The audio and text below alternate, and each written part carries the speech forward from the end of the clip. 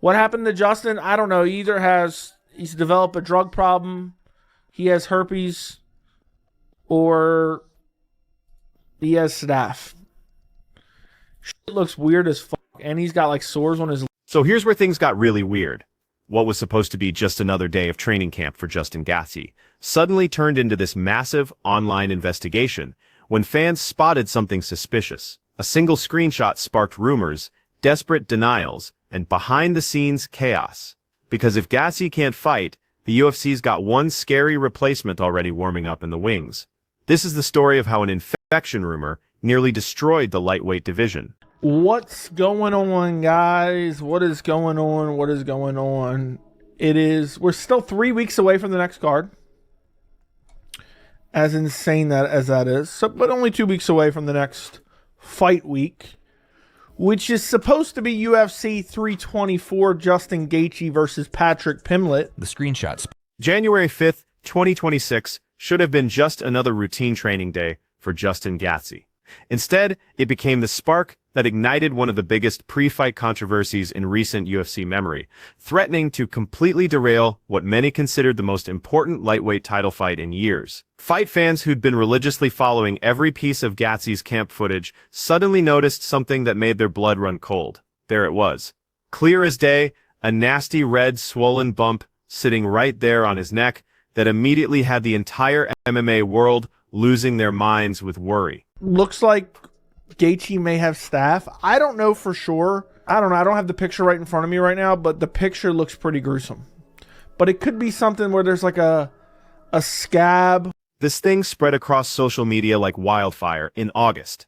Thousands of panicked fans started playing detective, zooming in on every single pixel of that suspicious red mark like they were examining evidence at a murder scene. One viral thread on championship rounds alone got over 700,000 views, with users frantically debating whether UFC 324's main event was about to completely fall apart with just 19 days to go. Those who understand how devastating staph infections can be for fighters know exactly why everyone was freaking out so hard.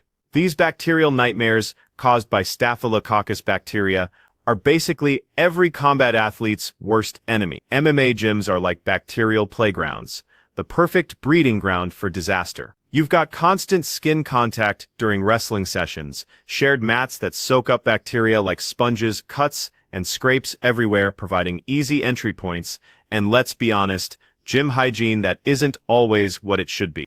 When staph takes hold, it shows up as these angry red boils or painful abscesses that can completely destroy even the toughest fighters. Just saw the pic of Justin, and dude is growing a second head. Yeah, looks like some of the poisonous mushrooms from The Last of Us, does it not? Everyone was thinking about what happened to Benoit Saint-Denis before his massive fight against Dustin Poirier. The parallels were terrifying and impossible to ignore. Saint-Denis had followed the exact same playbook, completely denying he had any staph infection whatsoever. Then, after the fight, he finally came clean and admitted that staph had been wrecking his system the whole time. The result was absolutely brutal to watch. He looked incredible in round 1, showing everyone what he was truly capable of, but by round 2, it was like someone had unplugged his battery. His body just couldn't keep up anymore. The infection had drained everything out of him. The similarities to Gaethje's situation were giving everyone serious anxiety. Both fighters denying staph infections, both having photo evidence that seemed to tell a different story, and both dealing with this drama in the crucial final weeks before a major fight. The MMA community had been fooled before by fighters who swore they were fine, only to deliver completely underwhelming performances because they were secretly battling infections. Nobody wanted to get burned again, so skepticism was running extremely high, no matter what reassurances came out. The stakes for UFC 304 couldn't have been more massive. This wasn't just another fight card, this was the UFC's historic first major event on Paramount Plus under their brand new broadcasting deal. Everything about how fans would consume UFC content moving forward was changing, and this event was supposed to prove the new model worked. The main event was pure violence waiting to happen. 37-year-old Gaethje, the former interim champ and BMF title holder famous for his legendary wars, going head-to-head with 30-year-old Paddy Pimblett, the undefeated rising star with massive following and serious knockout power. Winner takes home interim lightweight gold, while undisputed champion Ilia Topuria stays on the sidelines dealing with personal issues. Gaethje was bringing a 26-5 record into this war, with a 9-5 UFC record that told the story of a man who'd been in some absolute battles. 20 career knockouts and TKOs proved his power was real, and his recent unanimous decision victory over Rafael Fiziev in their rematch at UFC 313 showed that even pushing 40, he was still one of the most dangerous strikers alive. Those leg kicks of his had crippled elite opponents including Fiziev and Dustin Poirier, and his pressure fighting had created some of the most memorable moments in UFC history. Pimblett was sitting pretty, with a 23-3 record and perfect 7-0 UFC run. His breakthrough moment came when he absolutely dismantled Michael Chandler with that third-round TKO, shutting up all the critics who said he couldn't hang with elite competition. His style mixed high-volume striking, landing 5 significant strikes per minute, with slick Brazilian jiu-jitsu that had produced 10 career submission wins. The betting markets had Pimblett as a clear favorite at -210 to -230, giving him roughly a 67 to 70% chance to win. Gaethje as the underdog at +75 to +190, though plenty of sharp bettors saw serious value in the veteran given his proven power against top guys and his impressive 3-0 record as an underdog of +100. January 24th, 2026, at T-Mobile Arena in Las Vegas, was supposed to be the night. Main card starting at 9 p.m. Eastern, earlier than usual as part of the Paramount Plus era changes. Beyond the main event, they had loaded the card with Kayla Harrison defending her women's bantamweight title against returning legend Amanda Nunes, plus Sean O'Malley versus Song Yadong, Waldo Cortez Acosta versus Derek Lewis, and Aljamain Sterling versus Merab Dvalishvili. But none of that star power meant anything if staph infection destroyed the main event. The MMA world had seen too many fighters compete while compromised, delivering performances that fell way short of what they were capable of. Beyond just competitive concerns, there were real health worries about fighters entering the octagon while battling bacterial infections that could potentially spread through blood contact during the violent exchanges that define this sport. Athletic commissions had the power to prevent these scenarios, but their effectiveness depended on fighters being honest, which history suggested wasn't always guaranteed. Timing made everything worse for the UFC's promotional machine. Less than 3 weeks out, any main event change would require scrambling to find a suitable replacement while managing expectations of fans who'd already committed based on the advertised matchup. The promotional train had been running full speed, churning out content, interviews, and countdown shows, all built around the Gaethje-Pimblett story. Those photos circulating online showed what looked like a significant problem, not some minor irritation from shaving or a simple blemish. Medical professionals chiming in on social media pointed out that the visible characteristics, the redness, swelling, and apparent tenderness, looked way more consistent with bacterial infection than innocent explanations. Of course, none of these remote assessments could be considered definitive without proper examination, leaving everyone to speculate based on limited visual evidence, Gaethje's denials, and the looming threat of Arman Tsarukyan. January 6, 2026, Justin Gaethje finally decided to address the chaos directly on X, formerly Twitter. His response was pure Gaethje, aggressive and dismissive in that way fans had come to expect from the highlight. "Did you screenshot me eating brisket from my YouTube video to make it look like I have herpes on my lip? My neck is a healing ingrown hair," he wrote, adding sarcastically, "It's an ingrown hair on my neck and brisket hanging out of my mouth in Nostradamus." Classic Gaethje, confrontational and dripping with contempt for what he saw as Asher detective work. He maintained the suspicious mark was nothing more than a healing ingrown hair, an explanation that split the fan base right down the middle. Social media comment sections revealed just how divided people were. Many users pointed out that Gaethje's denial followed the exact same playbook as Benoit Saint-Denis, who dismissed similar concerns before eventually admitting the truth after his performance suffered. The precedent of fighters lying about staph infections made observers reluctant to simply take anyone's word anymore.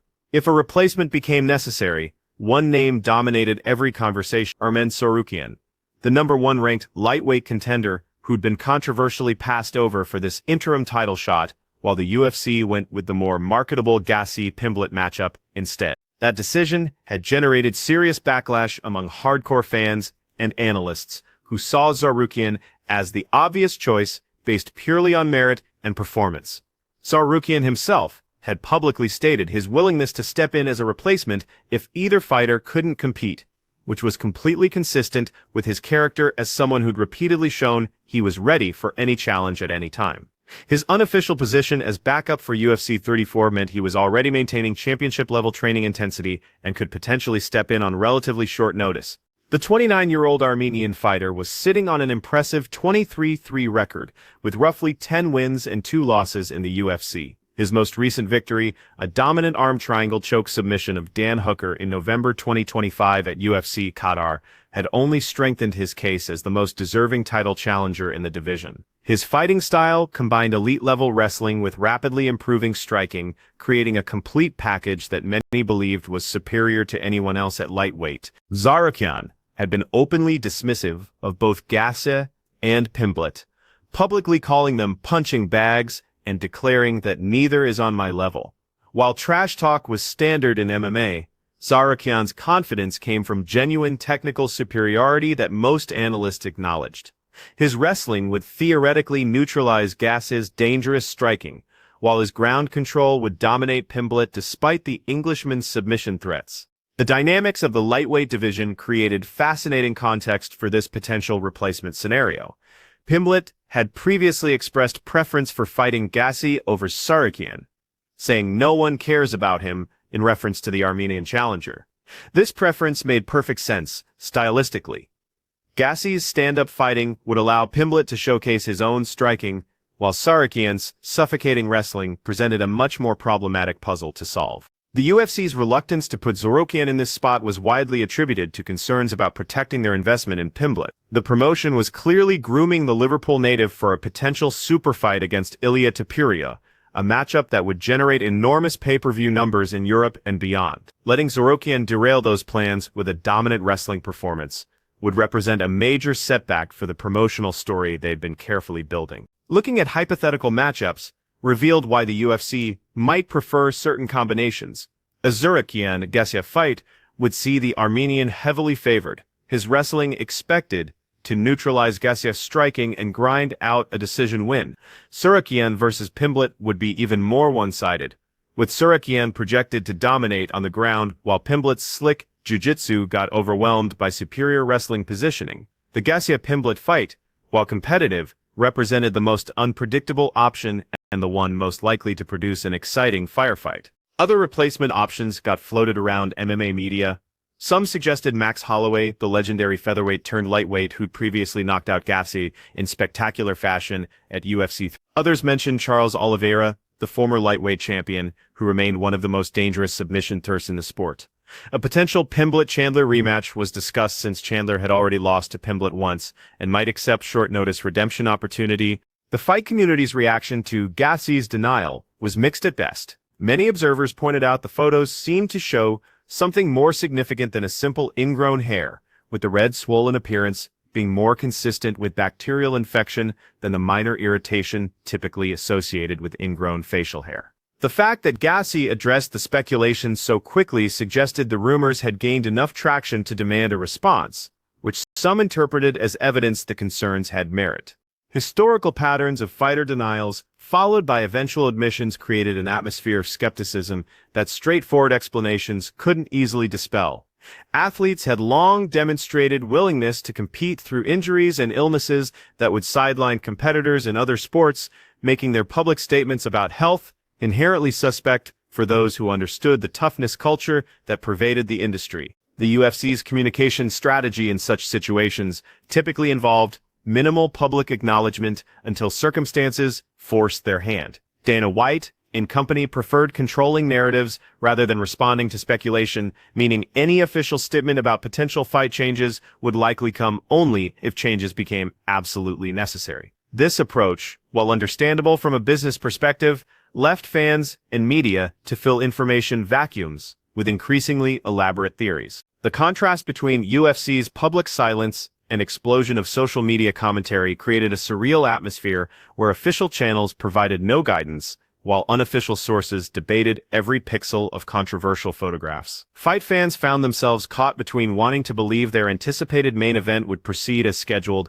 and recognizing patterns that historically preceded last-minute changes. The ramifications extended far beyond a single fight card, touching fundamental questions about fighter health, transparency, promotional matchmaking priorities, and the future direction of the lightweight division. Whether Gaethje's denial proved accurate or the situation evolved into last-minute replacement scenario, the conversation sparked by this incident would have lasting implications for how the sport handles similar circumstances moving forward.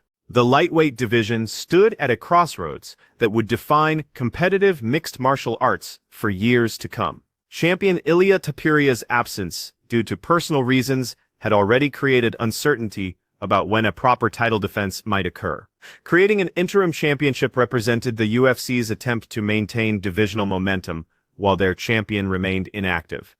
The choice of challengers for that interim belt had generated controversy before staph infection. Speculation added a certain layer of chaos. Tsarukyan represented everything hardcore MMA fans valued: technical excellence, constant improvement, aggressive fighting style, and willingness to face anyone at any time. His December 2023 knockout of Beneil Dariush in just 64 seconds at UFC Austin demonstrated devastating power to complement his wrestling dominance. His November 2025 submission of Dan Hooker showed his grappling continued evolving, adding arm triangle chokes to an already comprehensive submission arsenal. The tension between Tsarukyan's technical brilliance and the UFC's apparent preference for more marketable matchups crystallized a tension that had long simmered beneath professional MMA's surface. The promotion operated as business first and sporting organization second, meaning fighter merit was only one factor among many when determining who received title opportunities. Pimblett's massive following, particularly in the United Kingdom, made him an attractive promotional vehicle, regardless of whether he'd technically earned his title shot through in-cage performance. Gaethje's career trajectory added another dimension to this analysis. At 37, the highlight was operating in the twilight of his fighting career. His style of absorbing significant damage while outputting devastating offense had accumulated considerable wear on his body and brain over years of professional competition.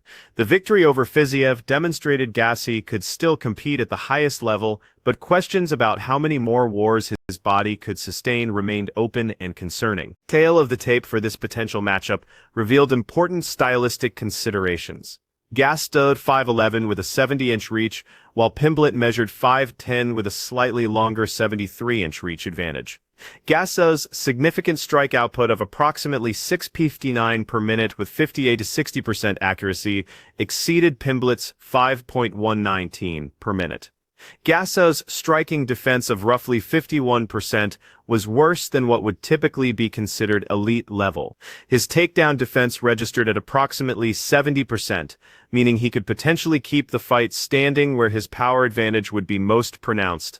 Stylistic keys for each fighter were clearly defined. For Gaethje, victory depended on chopping Pimblett's legs early to sap mobility, forcing close-range exchanges where his power would overwhelm, and stuffing takedown attempts while countering with uppercuts and knees. His legendary leg kicks had crippled multiple elite opponents throughout his career, and implementing that same game plan against Pimblett represented his clearest path to victory. For Pimblett, the path forward involved using his reach and volume to outpace the older fighter, mixing takedowns to force energy expenditure, and capitalizing on scrambles for back takes or submissions as the fight progressed into championship rounds. His youth, cardio, and grappling threats could become decisive factors if the fight extended into rounds 4 and 5, where Gaethje's accumulated damage and age might begin manifesting as slowing reflexes and diminished output. Broader implications for the lightweight division remained significant, regardless of whether this particular fight occurred as scheduled. The winner would position themselves for a unification bout against Topuria later in 2026, assuming the champion returned from his personal absence within reasonable time frame. Tsarukyan, whether he entered UFC 324 as replacement or continued waiting in the wings, would eventually receive his title opportunity. The question was simply whether that opportunity would come sooner or later. The UFC's debut on Paramount Plus represented a turning point for the promotion's business model, transitioning away from traditional pay-per-view toward subscription streaming for certain major events. The success of UFC 3044 would influence how the promotion approached similar cards in the future, making main event stability critically important from both sporting and commercial perspectives. As Fight Week approached, the MMA world remained fixated on Gaethje's neck, analyzing every subsequent training post and public appearance for signs the situation might be more serious than the fighter had acknowledged. Whether the healing ingrown hair explanation satisfied skeptics or additional evidence emerged to support staph infection theory, one reality remained unchanged. The lightweight division sat poised on the edge of potential chaos, with Arman Tsarukyan standing ready to capitalize should opportunity present itself. The collision course between Gaethje and Pimblett, or potentially Tsarukyan and Pimblett, promised violence, drama, and the crowning of an interim lightweight champion who would carry the division forward while its undisputed champion remained absent. Whether infection, ingrown hair, or something else entirely determined the final matchup, one certainty persisted. The lightweight division would deliver moments that justified its reputation as the most competitive weight class in all of mixed martial arts. Financial implications of any main event change would ripple through the entire promotional ecosystem. Paramount Plus had invested heavily in acquiring UFC content, and the debut major event on their platform represented a crucial test of whether combat sports could drive subscription growth in the increasingly competitive streaming landscape. A weakened main event, whether through fighter withdrawal or compromised performance due to hidden illness, could undermine the entire strategic rationale behind the broadcasting partnership. Broader questions raised by the situation touched upon systemic issues within combat sports that extended far beyond any individual fight. Fighter health transparency remained an unsolved challenge, with competitors facing strong incentives to conceal injuries and illnesses that might cost them opportunities they'd spent months training to secure. The Athletic Commission system provided theoretical oversight, but often proved incapable of detecting issues that fighters were determined to hide. Legacy implications for whichever fighter emerged victorious in this matchup would echo through lightweight division history. An interim championship, while technically secondary to the undisputed title, carried significant prestige and positioned its holder as the de facto face of the division during periods of champion inactivity. Gaethje had previously held interim gold, defeating Tony Ferguson in one of the most violent championship fights in UFC history. Pimblett sought to add championship credentials to a career that, while successful, had yet to reach the sport's pinnacle. For Tsarukyan, any path to the octagon at UFC 34, whether through Gaethje withdrawal or some other circumstance, represented vindication for a fighter who'd been systematically bypassed, despite doing everything asked of him inside the cage. His patience and professionalism in the face of promotional decisions that seemed to prioritize entertainment over merit had earned him respect among hardcore fans and fellow fighters alike. The lightweight division had never been more volatile, and the chaos surrounding UFC 324 perfectly encapsulated why this weight class continued captivating combat sports fans around the globe. What started as eagle-eyed observers scrutinizing screenshots from a YouTube training vlog escalated into full-blown examination of fighter health transparency, promotional matchmaking philosophy, and the precarious nature of building major events around athletes who pushed their bodies to absolute breaking points. Justin Gaethje maintained that his neck showed nothing more than a healing ingrown hair, dismissing speculation with characteristic aggression and calling out amateur investigators who transformed a brisket-eating moment into evidence of disease. The shadow of Benoit Saint-Denis loomed large over these denials. A fighter who followed the exact same playbook of dismissal before eventually admitting that Staph had indeed compromised his performance when it mattered most. The MMA community had been burned before, and their skepticism reflected hard-learned lessons rather than baseless paranoia. Arman Tsarukyan remained the elephant in every room where this fight was discussed. The #1 ranked contender, who was passed over for marketability reasons, stood ready to capitalize on any opportunity. His training camp maintained championship intensity precisely because circumstances in this sport changed with brutal unpredictability. Whether he entered UFC 324 as last-minute replacement or continued his frustrating wait for what everyone acknowledged he deserved, Tsarukyan represented the meritocratic ideal that promotional realities often sacrificed at the altar of entertainment value. The UFC's Paramount Plus debut hung in the balance. a multi-million-dollar broadcasting experiment that depended on delivering the spectacle subscribers expected. Paddy Pimblett needed a dance partner who would stand and trade with him, feeding into the narrative of rising star conquering established veteran. Gaethje provided that matchup perfectly. Tsarukyan did not. He provided a wrestling clinic that ended promotional dreams. As January 24th approached, every training post from Gaethje's camp would be analyzed with forensic intensity. Every photograph would be zoomed, enhanced, and debated across social media platforms, hungry for any indication that the main event might The lightweight division remained the most unpredictable weight class in mixed martial arts. And this situation exemplified exactly why that reputation persisted. Whether Gaethje's neck healed without incident or Tsarukyan received the call he'd been waiting for, one truth remained absolute. Somebody was getting crowned interim lightweight champion at T-Mobile Arena, and the violence required to claim that belt would be spectacular regardless of who stood across from Paddy Pimblett. The only question left was who survived fight week healthy enough to compete. And in this sport, that question was never answered until the cage door closed.